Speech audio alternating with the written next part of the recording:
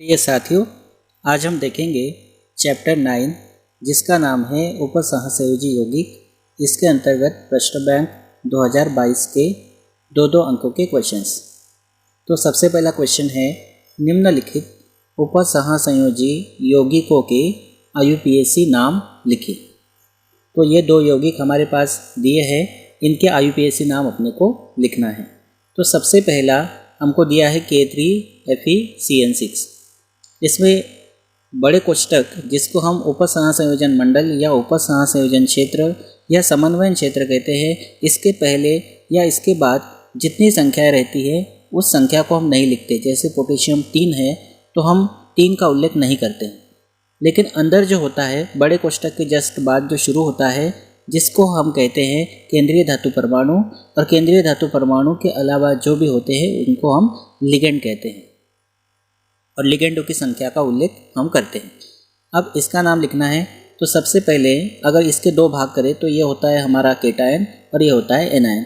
Cation का नाम हम पहले लिखते हैं, तो यहाँ पर सबसे पहले आएगा के का नाम, तो आएगा पोटेशियम।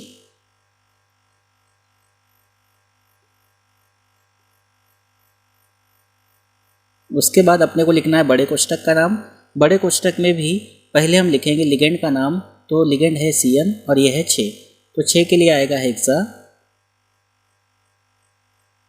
और CN को हम साइनो भी लिख सकते हैं या साइनिडो भी लिख सकते हैं, तो हम लिख लेते हैं साइनिडो। साइनो लिखा तो भी चलेगा। उसके बाद जैसा हमने कहा था कि बड़ा कोष्ठक जो है ये एनायन है, एनायन मतलब माइनस वाला है, तो बड़ा कोष्ठक जब भी एनायन प्रकार का होता है तो केंद्रीय धातु परमाणु के साथ 8 लगाते हैं, तो यहाँ होगा फेरेट।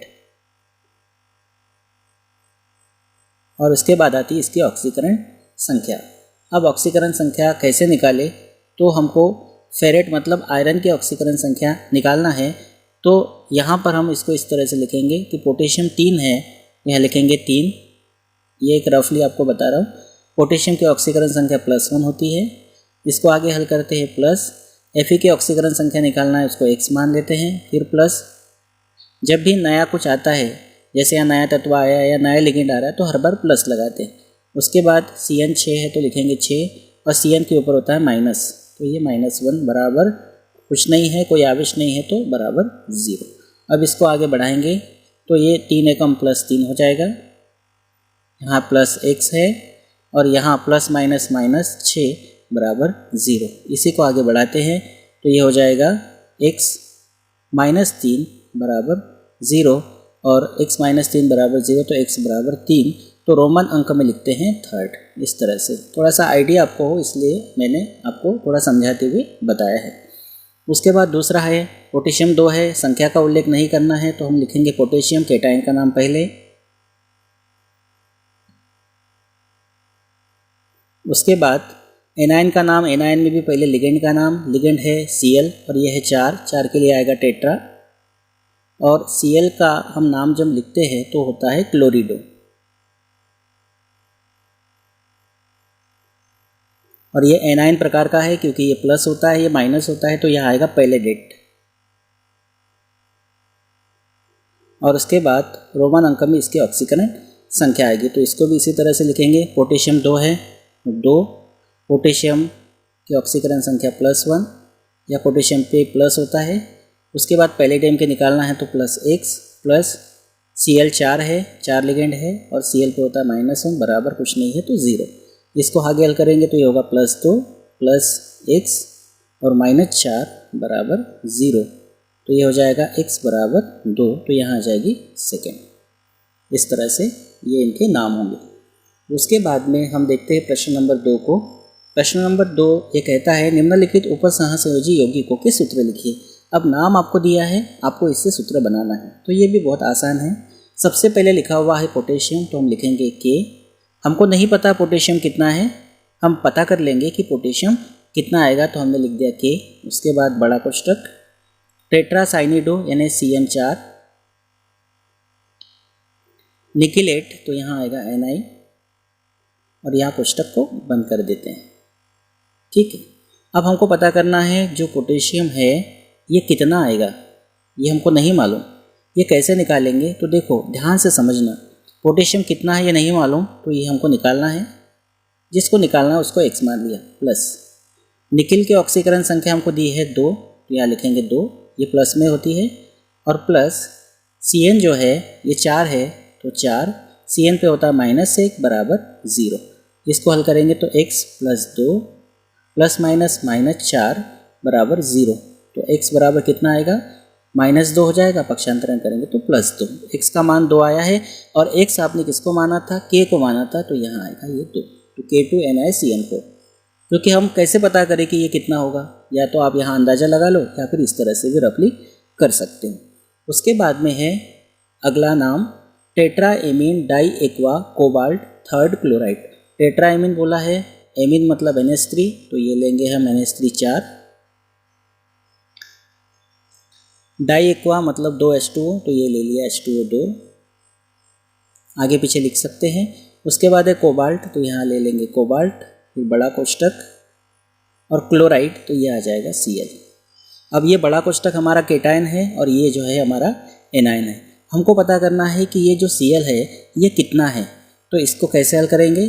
कोबाल्ट की ऑक्सीकरण संख्या हमको दे रखी है 3, तो ये लेंगे 3, प्लस NH3 4 है, NH3 उदासीन लिगेंड है तो 0, प्लस H2O 2 है, H2O उदासीन लिगेंड है तो 0, और प्लस Cl पता करना है, तो जो पता करना है उसको x मान लेंगे और बराबर कुछ नहीं तो 0, तो ये हो जाएगा 3, ये हो जाएगा 0, ये भी हो जाएगा 0, बचेगा प्लस x बराबर 0। इस तरह से x बराबर आ जाएगा -3। तो ये जो माइनस आ रहा है ये माइनस ये दर्शा रहा है कि Cl माइनस होता है, लेकिन 3 आया है मतलब क्लोरीन आएगा यहाँ पर 3। तो इस तरह से हम पता कर सकते हैं कि यहाँ पर Cl कितना आएगा। ठीक है, क्लियर हो गया होगा। अब उसके बाद चलते हैं अगले क्वेश्चन पे। अगला क्वेश्चन है हमारा FeH2O6 3+ प्रबल अणुचुंबकीय है, मतलब ये स्ट्रॉन्ग अणुचुंबकीय है, जबकि FeCN6 3- दुर्बल अणुचुंबकीय क्यों है, ये समझाना है अपने को। तो बहुत ध्यान से आप समझेंगे। FeH2O6 3+ जो है, इसमें अगर हम Fe की ऑक्सीकरण संख्या निकालें तो Fe की ऑक्सीकरण संख्या या ऑक्सीकरण अवस्था होती है +3, क्योंकि इसको हम x मानेंगे, ये उदासीन लिगेंड है तो 6 का गुणा 0 में करेंगे तो 0 बराबर +3। तो यहाँ Fe की ऑक्सीकरण संख्या जो है ये +3 है। यहाँ पे अगर आप देखेंगे Fe की ऑक्सीकरण संख्या, तो Fe की ऑक्सीकरण संख्या निकालना है तो इसको x मान लेंगे, प्लस Cn 6 है तो 6 Cn पे -1 होता है और बराबर ऊपर है -3। इसको हल करते हैं तो x बराबर आ जाएगा, यहाँ इसको हल करेंगे तो ये आ जाएगा 3।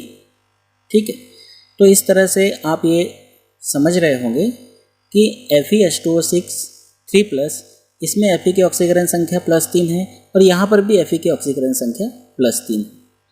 अब हम ये लिखेंगे कि दोनों संकुलों में या दोनों उपसंयोजी यौगिकों में Fe जो है कि इसकी ऑक्सीकरण संख्या +3 है।